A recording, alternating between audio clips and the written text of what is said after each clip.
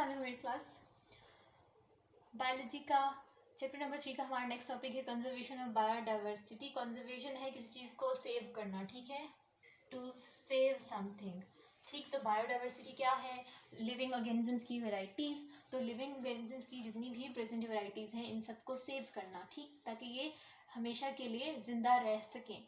ठीक है, जैसे फॉर एग्ज़ाम्पल जैसे हम ट्रीज़ को कट करते हैं तो ऐसा हो सकता है कि कुछ ट्रीज़ जो बहुत ही रेयर हैं, ठीक, तो वो नापैद हो जाएं, ठीक है, वो हमेशा के लिए ख़त्म हो जाए, एक एरिया से ख़त्म हो जाए। अगर इसी तरह करते करते करते अगर कोई स्पीशी पूरी दुनिया से ख़त्म हो जाती है, यूनिवर्स में ये चीज़ कंफर्म हो जाती है कि उस एक स्पीशी जो एक पर्टिकुलर स्पीशी थी उसका अब एक भी इंडिविजुअल ज़िंदा नहीं रहा, ठीक है, तो that species is declared as extinct species. ठीक है, एक्सटिंक्ट मतलब जो ख़त्म हो चुकी हो, जिसका एक भी इंडिविजुअल ज़िंदा ना रह सके। ठीक है, तो कंजर्वेशन में हम देखेंगे कि कैसे बायोडाइवर्सिटी को ह्यूमन एक्टिविटी इफ़ेक्ट कर रही है, किस तरह से हमारे ह्यूमन एक्टिविटीज़ के हमारे जो अपने बेनिफिट्स के लिए जो हम फॉरेस्ट को कट कर रहे हैं, हम हंटिंग कर रहे हैं एनिमल्स की, बर्ड्स की, और जो भी हम हमारी एक्टिविटीज़ हैं उसकी वजह से बायोडाइवर्सिटी डिस्टर्ब कैसे हो रही है। ठीक है, तो सबसे पहले तो हम देखते हैं कि वो स्पीशी जिसका पूरे वर्ल्ड में, पूरे यूनिवर्स में एक सिंगल ऑर्गेनिज्म भी, सिंगल इंडिविजुअल भी उसका जिंदा ना हो, और ये बात क्लियर हो जाए, ये बात इसमें कोई डाउट ना रहे, ठीक है, ये बात कंफर्म हो जाए कि अब इस यूनिवर्स में उस पर्टिकुलर स्पीशी का एक भी इंडिविजुअल जिंदा नहीं है, तो दैट स्पीशी इज एक्सटिंक्ट। ठीक है, एक्सटिंक्ट मतलब जिसको हम नापैदशुदा कहते हैं, जो ख़त्म हो चुकी है। ठीक है, एक्सटिंक्ट स्पीशी कहते हैं। ठीक, when no individual, no single individual is alive for a particular species, that species is declared as extinct species। ठीक है, और हमारी जो ह्यूमन एक्टिविटीज़ है इसकी वजह से बायोडाइवर्सिटी पे यही इफेक्ट पड़ रहा है कि डायरेक्टली स्पीशीज़ एक्सटिंक्शन की तरफ जा रही हैं। बहुत सारी ऐसी स्पीशीज़ हैं जो एक्सटिंक्शन की तरफ जा रही हैं, ठीक है, और बहुत सी ऐसी हैं जो एक्सटिंक्ट हो चुकी हैं। तो अब वो स्पीशी जिसके इंडिविजुअल्स इतने कम रह जाएं कि हमें ये ख़तरा हो कि नियर फ्यूचर में वो एक्सटिंक्ट हो जाएगी, ठीक है, उसके इंडिविजुअल्स में डेथ रेट इतना ज़्यादा हो, या उसके इंडिविजुअल्स इतनी जल्दी इतने कम रह जाएं, इतने थोड़े से रह जाएं कि हमें खदशा हो कि in near future, in coming years वो एक्सटिंक्ट हो जाएगी, तो ऐसी स्पीशी को इंडेंजर्ड स्पीशी डिक्लेयर कर दिया जाता है। ठीक है,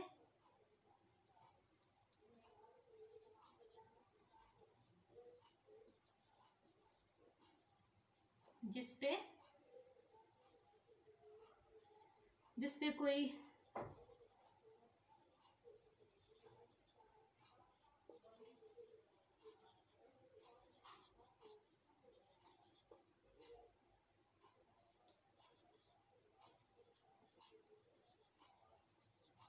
ठीक है, ठीक, तो जब भी किसी स्पीशी को इंडेंजर्ड डिक्लेयर किया जाता है वर्ल्ड में कि ये स्पीशी इंडेंजर्ड हो गई है, इसके बहुत ही कम ऑर्गेनिजम्स रह गए हैं, तो उसके लिए फिर डिफरेंट कम्युनिटीज़ हैं, डिफरेंट ऑर्गेनाइजेशंस हैं जो कि जिन्होंने कुछ रूल्स बनाए हैं जिनके अकॉर्डिंग उस स्पीशी की हंटिंग फौरी तौर पे बंद कर देनी चाहिए, बैन कर देनी चाहिए, कोई भी उस स्पीशी के मेंबर की हंटिंग नहीं करेगा। ठीक है, फिर उसको उसकी जनरेशन को बढ़ाने के लिए, उसके इंडिविजुअल्स का नंबर इंक्रीज करने के लिए भी स्टेप्स लिए जाते हैं। ठीक है, तो ये दो टर्म्स बहुत इंपॉर्टेंट हैं, the extinct species and the endangered species. ठीक है,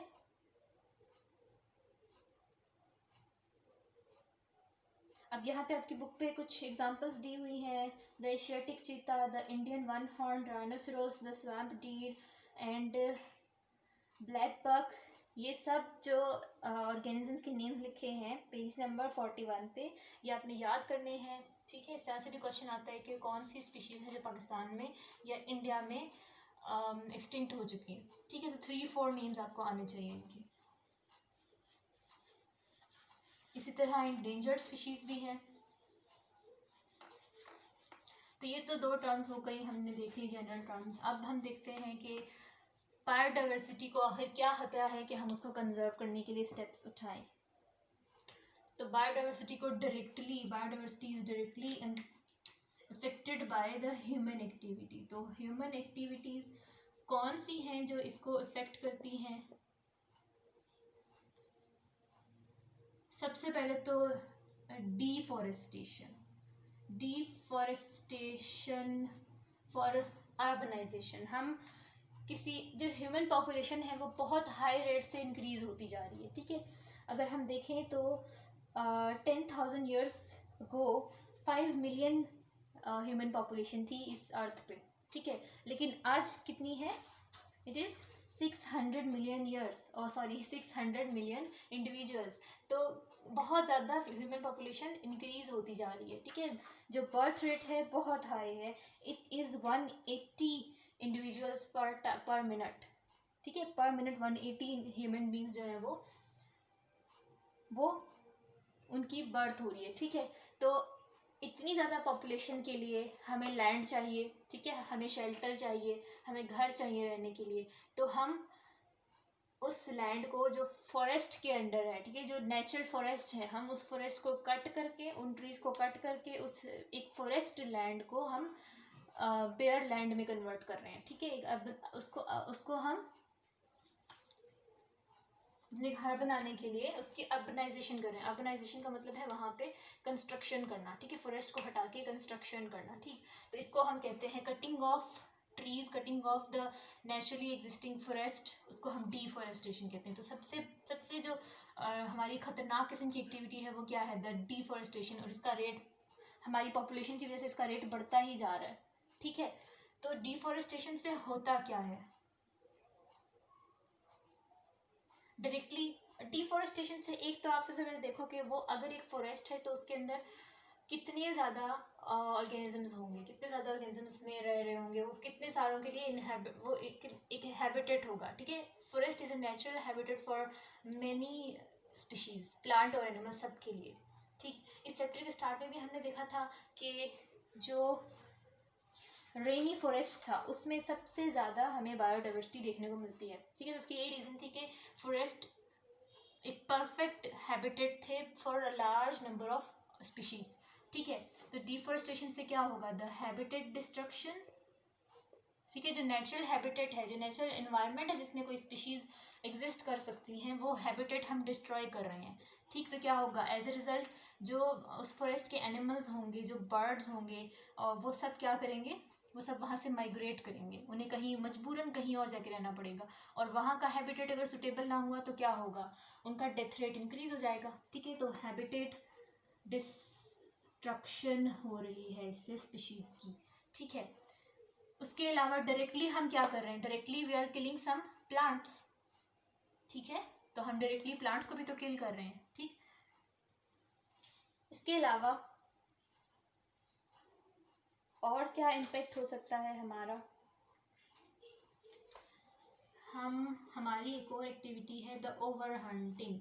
एक तो हंटिंग किस पर्पस के लिए? हंटिंग क्या है? Killing living organism, killing the birds and animals, ठीक है, किसी अपने पर्पस के लिए।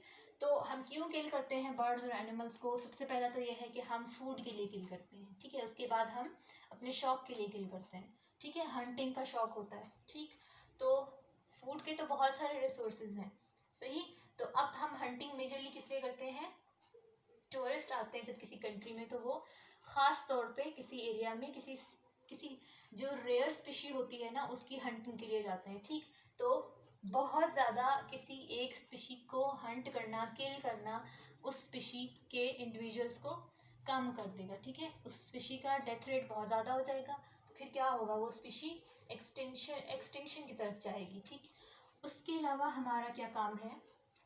और ह्यूमन एक्टिविटीज़ कौन सी हैं जो डिस्ट्रॉय कर रही हैं?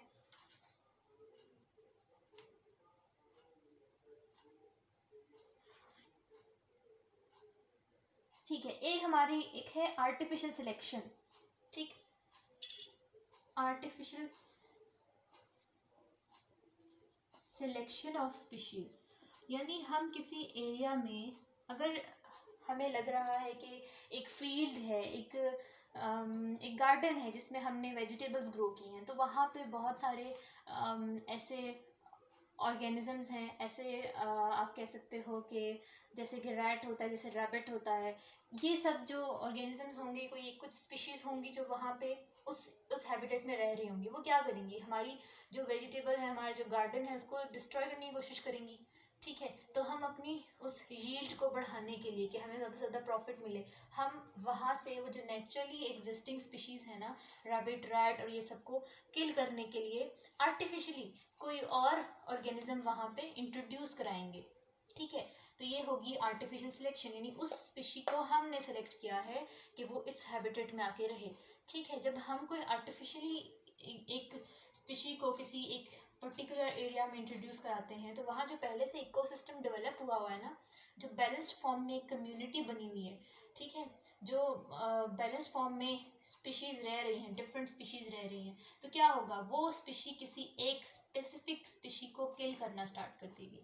ठीक है, तो जब कोई एक स्पीशी किल होना शुरू हो जाएगी, तो उसकी वजह से वो इकोसिस्टम डिस्ट्रॉय हो गया, इकोसिस्टम डिस्टर्ब होना शुरू हो जाएगा।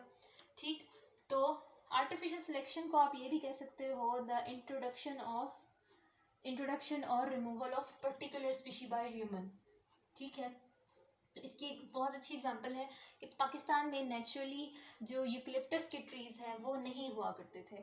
ठीक, तो पाकिस्तान में किसी रीज़न की वजह से किसी और कंट्री से यूकलिप्टस ट्रीज इंपोर्ट कराए गए। ठीक है, यूकलिप्टस के स्मॉल प्लांट्स इंपोर्ट कराए। ठीक है, और उनको जाकर उनको हमने यहाँ पे ग्रो कराया। ठीक, अब हमें हर जगह पे यूकलिप्टस ट्रीज नज़र आते हैं। ठीक है, तो वो जो यूकलिप्टस ट्री होता है वो बहुत ज़्यादा वाटर सक कर लेता है उस सॉइल में से। ठीक है, तो जब वो बहुत सारा वाटर सक कर लेगा और फिर वो जो बाकी स्पीशीज़ हैं जो इतना ज़्यादा वाटर जिन्हें वाटर नहीं मिल रहा, उस यूकलिप्टस ट्री की वजह से उसके सराउंडिंग में जो बाकी प्लांट्स हैं वो क्या करेंगे, उनकी डेथ होना स्टार्ट हो जाएगी। क्यों? क्योंकि उनका एक कंपेटिटर आ गया है जो उनसे बहुत ज़्यादा वाटर ले लेता है। ठीक है, तो उनके लिए तो वाटर बचेगा नहीं। ठीक, तो ये आर्टिफिशियल सिलेक्शन थी ना, आर्टिफिशियली इंट्रोडक्शन था किसी स्पीशी का एक इन्वायरमेंट में, तो वहाँ का जो नेचुरल इन्वायरमेंट था वो तो डिस्ट्रॉय हो गया।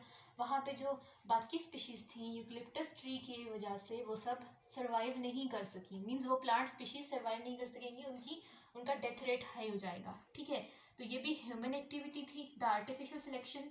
ठीक है, किसी एक स्पीशी को हमने सिलेक्ट किया था कि ये यहाँ रहेगी। ठीक है, तो उसने बायोडाइवर्सिटी को डिस्ट्रॉय कर दिया, उसने इकोसिस्टम को डिस्ट्रॉय कर दिया। ठीक है,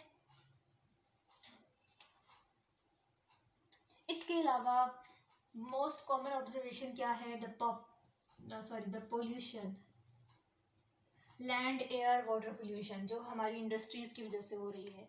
ठीक है, इससे भी बायोडाइवर्सिटी को बहुत खतरा है। अब ये तो हमने देख ली ह्यूमन एक्टिविटीज़ जो कि इम्पेक्ट कर रही हैं बायोडाइवर्सिटी को, तो अब हम एक एक को देखते हैं। आर्टिफिशियल सिलेक्शन की तो हमने एग्जांपल देख ली, पोल्यूशन के बारे में भी हमें पता है कि कैसे प्लांट्स और लैंड और एनिमल स्पीशीज़ ये सब ही पोल्यूशन से, पोल्यूटेड वाटर और सॉइल की वजह से इफेक्ट हो रहे हैं। अब हम देखते हैं कि डिफॉरेस्टेशन से क्या इफेक्ट्स होते हैं। जब डिफॉरेस्टेशन बहुत ज़्यादा होती है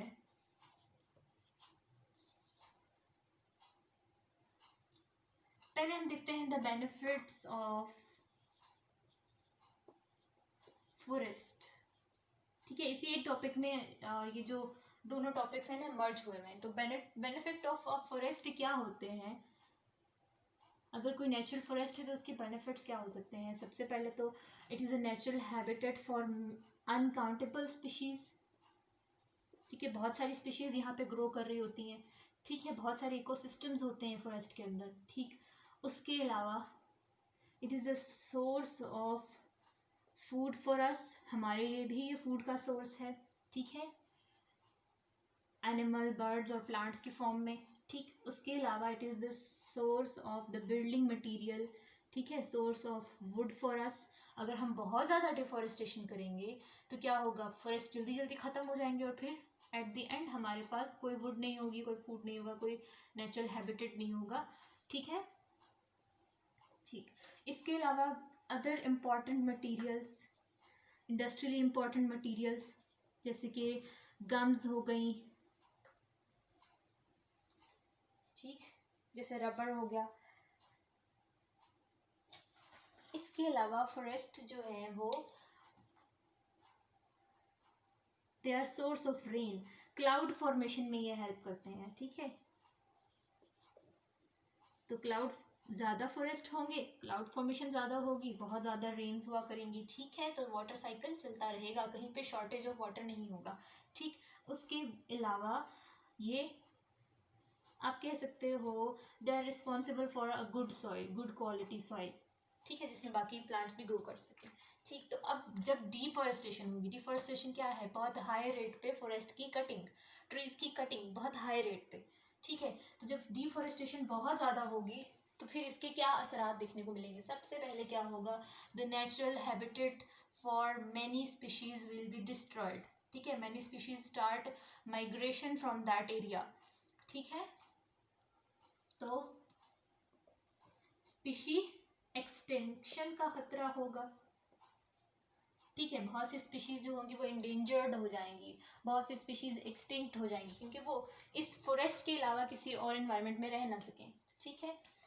इसके अलावा क्या होगा, वुड, और ये तो शॉर्ट हो ही जाएगा जब डिफॉरेस्टेशन बहुत ज़्यादा होगी, तो एक लेवल आएगा कि फॉरेस्ट कम हो जाएंगे, तो हमारे पास रिसोर्सेज कम हो जाएंगे, ठीक है। रिसोर्सेज की कमी हो जाएगी, ठीक।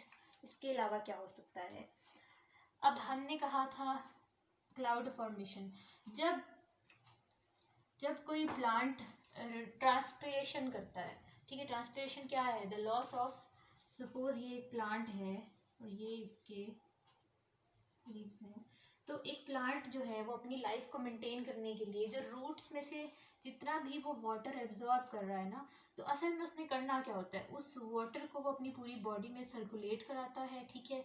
लेकिन रूट्स कॉन्टिन्यूसली वाटर एब्जॉर्ब करती जा रही हैं, ठीक। तो वो अपनी बॉडी में स्टोर भी तो नहीं कर सकता इतना सारा वाटर, तो क्या करता है वो प्लांट, उस वाटर को जब बॉडी में सर्कुलेट करा चुका, उसकी बॉडी की नीड पूरी हो चुकी है, तो कॉन्टिन्यूसली वो वाटर को इस लीव से, लीव की सरफेस से स्टोमेटा के थ्रू इन्वायरमेंट में मूव कराता रहता है, ठीक है। वाटर वेपर्स जनरेट करता रहता है, ठीक है। इसको हम कहते हैं द ट्रांसपिरेशन, इस प्रोसेस को ट्रांसपिरेशन कहते हैं, ठीक है। Due to the high rate of transpiration in the forest, forest में बहुत सारे प्लांट्स हैं, वहाँ पे ट्रांसपिरेशन हो रही है, बहुत ज़्यादा वाटर वेपर्स जनरेट हो रहे हैं। जब वाटर वेपर्स जनरेट होते हैं तो वो फिर क्या बनाते हैं, वो क्लाउड बनाते हैं, ठीक है। तो ट्रांसपिरेशन, जब डिफॉरेस्टेशन होगी ट्रांसपिरेशन नहीं होगी, ठीक है। Less number of plants, plant खत्म, ट्रांसपिरेशन कम हो गई, ट्रांसपिरेशन कम, तो लेस क्लाउड फॉर्मेशन, जब लेस क्लाउड फॉर्मेशन हुई तो शॉर्टेज ऑफ रेन, क्लाउड्स ही नहीं बन रहे तो रेन कैसे होगी, ठीक।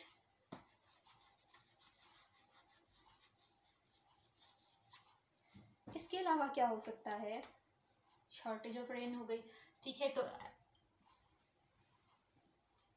एक और चीज़ हम देखते हैं, एक और एस्पेक्ट में हमने कहा था कि forest make our soils fertile, हमारी सॉइल्स को फर्टाइल बनाते हैं, ठीक है। तो जो प्लांट्स की, ट्रीज की जो रूट्स होती हैं वो सॉइल को होल्ड करके रखती हैं, ठीक है, सॉइल को होल्ड करके रखती हैं, ठीक। तो आप दो तरह की सॉइल देखो, एक तो जिसमें हम प्लांट्स ग्रो करते हैं, अपनी गार्डन की सॉइल को देख लो, वो कैसी होती है, डार्क होती है और कंपोजिट फॉर्म में होती है, मीन्स उसके जो ग्रेन्यूल्स होते हैं, छोटे छोटे ग्रेन्स होते हैं, वो आपस में जुड़े हुए होते हैं, ठीक है। तो एक फर्टाइल सॉइल की निशानी है कि उसके अंदर वो डार्क इन कलर है और वो क्या है, उसके अंदर ऑर्गेनिक मैटर है बहुत सारा, ऑर्गेनिक मैटर मीन्स बहुत ज़्यादा न्यूट्रिएंट्स हैं और वो कंपोज्ड फॉर्म में है, ठीक है। ऐसे उसके ग्रेन्स अलग अलग नहीं होते, ठीक। लेकिन अगर आप ऑन द अदर हैंड देखो, डेजर्ट में क्या होता है, डेजर्ट में प्लांट्स नहीं होते ना, तो वहाँ की सॉइल कैसी होती है, वहाँ की सॉइल सैंड की फॉर्म में होती है ना, ठीक है। यानी उसका एक एक ग्रेन अलग होता है, ठीक है, एक एक पार्टिकल दूसरे से अलग होता है, वो दूसरे के साथ स्टिक नहीं करते, ठीक। तो वहाँ पे अगर हवा चलेगी तो आपके गार्डन की मिट्टी उड़ जाएगी क्या, नहीं, ऐसा नहीं होगा। जो गुड सॉइल होगी, जो फर्टाइल सॉइल होगी, ठीक है, फॉरेस्ट की वजह से, forest make the soil fertile, ठीक है।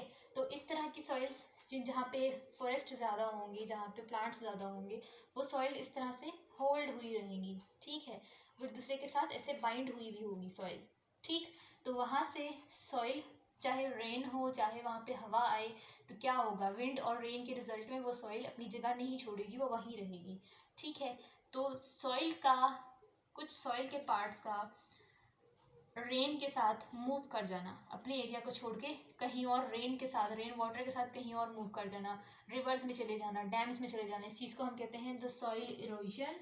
तो जब डिफॉरेस्टेशन होगी, सॉइल कैसी हो जाएगी, सॉइल में ऑर्गेनिक मैटर कम हो जाएगा और सॉइल को होल्ड करने वाली रूट्स भी नहीं रहेंगी, तो क्या होगा, सॉइल ज़्यादा से ज़्यादा इरोड होगी। ठीक है,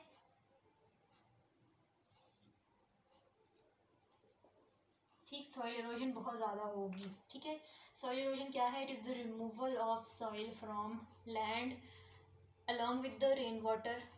ठीक है, तो फिर क्या होगा, अगर वो रेन वाटर के साथ लैंड से वो सॉइल चली जाती है, और कहाँ चली जाती है, फिर वो जाके अल्टीमेटली डैम्स और रिवर्स में एकम्युलेट होगी,